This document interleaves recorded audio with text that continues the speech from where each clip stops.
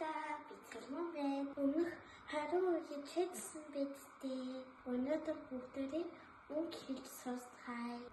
Би бэлэн та нар байсан уу найздаа? Улаа гэдгийг францаар «Уш» гэж хэлнэ. Цэхэр гэдгийг францаар «Блю» гэж хэлнэ. Үзмээ ягаа гэдгийг францаар «Violet» гэж хэлнэ. Ягаа гэдгийг францаар «Croix» гэж хэлнэ. Нагаа гэдгийг францаар «Vert» гэж хэлнэ. Цагаан гэдгийг францаар «Blanc» гэж хэлнэ.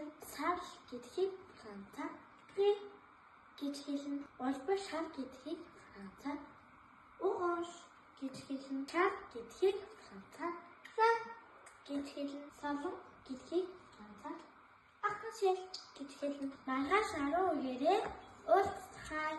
Баяртай найзуудаа. Лайк et abonnez-vous.